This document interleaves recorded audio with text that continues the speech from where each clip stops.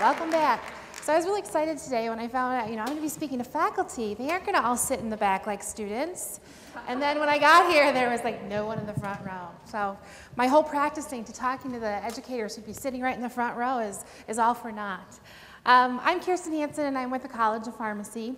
To give you a little bit of, before I get started, I need to give you a little bit of background about what I do, because it's a little bit different than what some of the faculty members here on campus might do. I'm located in Big Rapids, and I am a pharmacist. So in addition to didactic teaching that I do, I also have a practice site. So I work in a doctor's office, and I help answer all the doctor's questions about medications and help make recommendations and teach patients how to use their medicines. So in addition to having classes that I teach, I also get to have students on rotation with me. So I'll have them for 6 weeks at a time. I usually have 2 to 3 students at a time, and I'm spending 40 hours a week with them. So yeah, if you think you have it tough, at least you have it divided among students. So that's kind of where my background comes from, so it's a little bit different. As I was thinking about what I was going to say and how to talk about connections, I found myself looking for quotes, because you sound really smart when you use quotes. And I came across this quote that is by Unknown. And the quote is, "By choosing to become a teacher, you have entered an emotionally dangerous profession."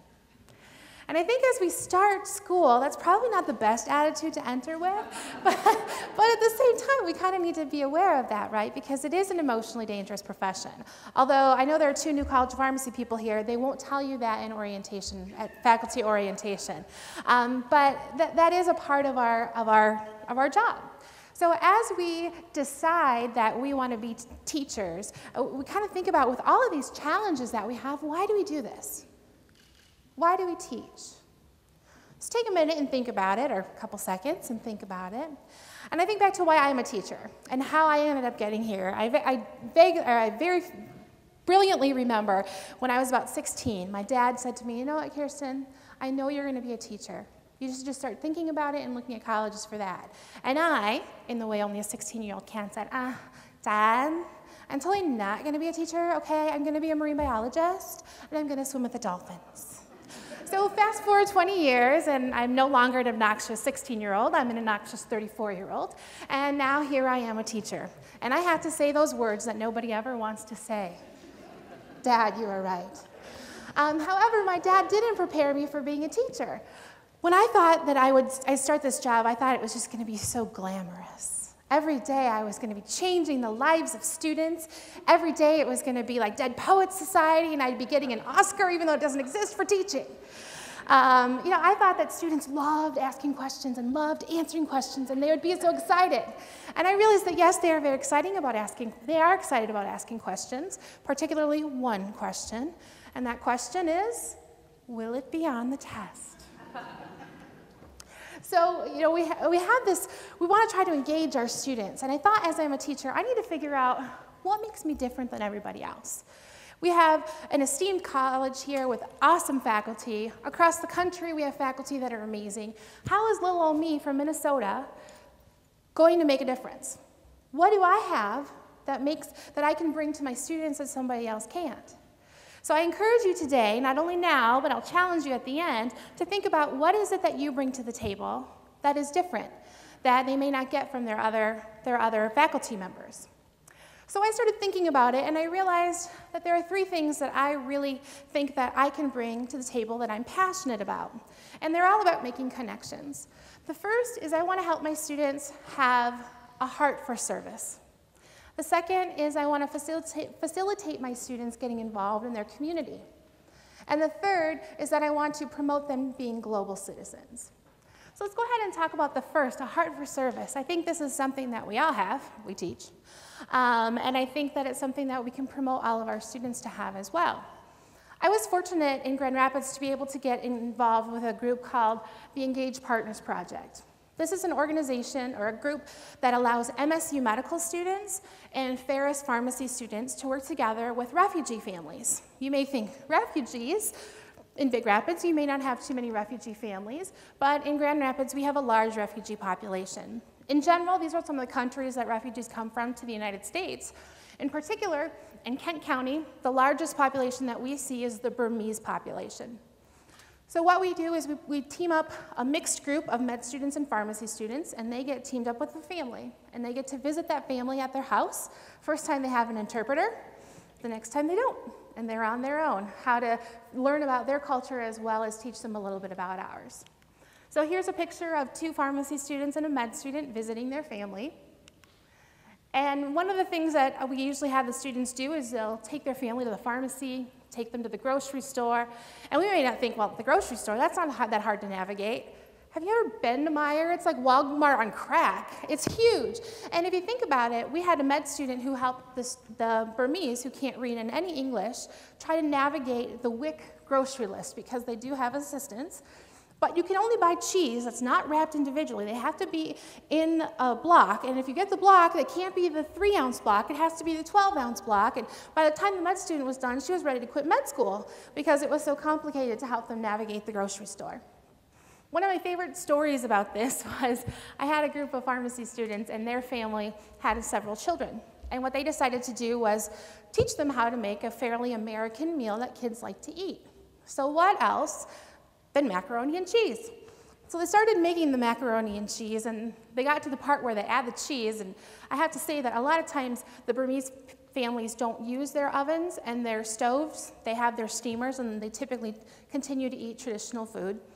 And so using the stove may be a new process to them. And they opened the cheese packet, and the mother just looked all beside herself, and the students weren't sure why, and then they thought, well, nothing is really that orange in real life, so it could be a little shocking.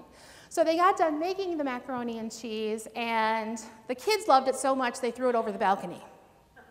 And the parents loved it so much that they made faces while they grimaced politely through the whole bowl. But when I got done, I talked to the students, and I said, you know, I didn't realize that cheese is something that is not on the palate of the Burmese.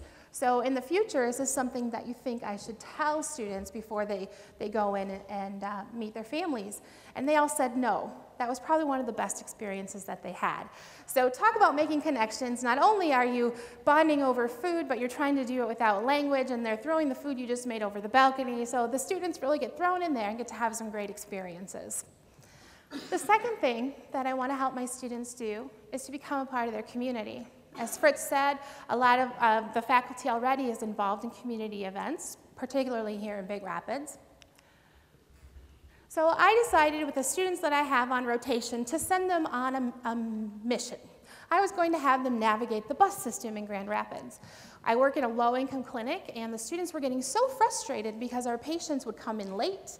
They would not show for their appointments, and they would get really frustrated. And I said, well, let's have you try to navigate public transportation. Shortly here, you'll get to see them chasing after a bus because they almost missed it. So they had the opportunity to be able to see what the challenges are that our patients face. And so yes, there's the action shot of them trying to catch the bus. I also had them work with other students in their class and set up something that would simulate not speaking the native language. So we gave them this sheet, which is information about immunization, and they gave it to their students and their co-students, and they said, okay, what immunization are you getting today? Anybody know what immunization you're getting today? No. This is Burmese, a beautiful language, but it gave the students a little bit of a perspective about the challenges that some of our, particularly for us, that our patients face every day in the community. The last thing I had them do was work on a budget. So working with a budget that you might see in a lower income family. As pharmacists, it's very easy for us to say, well, it's on the $4 list, why can't you afford your medication? Or your copay is only $1, why can't you afford your medication? But to some families, $1 or $4 is a lot of money, particularly if you have multiple medications.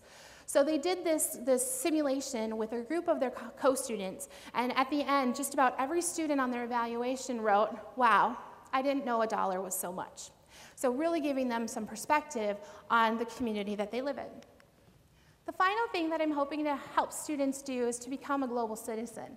And Piram talked about that a little bit, but the world is getting smaller. We're traveling more, and more people are traveling here. So I had the opportunity as a pharmacy student to participate in an interdisciplinary course at the University of Iowa, where we worked together throughout a semester with people from engineering, chemistry, nursing, a whole variety of professions. And then we traveled to Mexico, and we all had a service project that we were doing in Mexico. This year, I was fortunate enough to bring along 2 Ferris students. We took the class distance with Iowa, and then we headed to Mexico with the whole group. Here you can see our project, which was giving deworming medication to the students. We treated over 3,400 in the 6 days that we were there.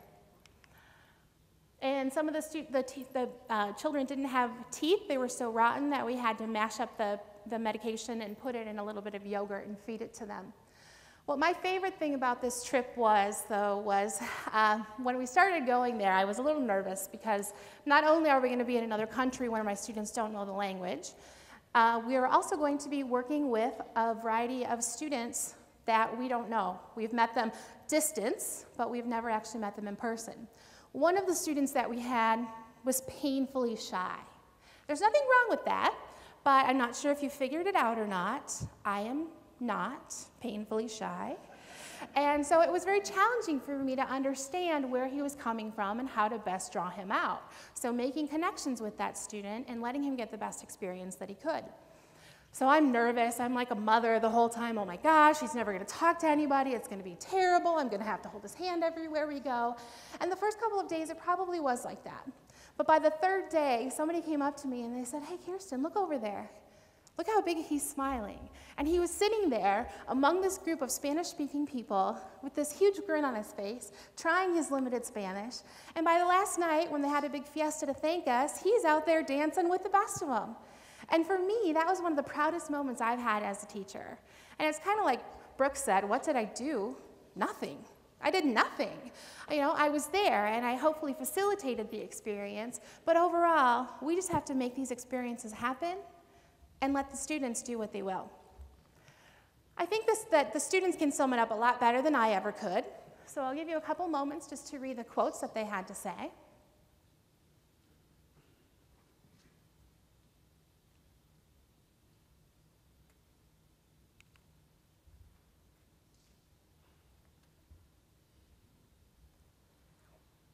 I think my favorite quote is the top one there on the right. It kind of gets to what Piram was talking about, that we teach them all of these things, but they may not necessarily see how it all fits together.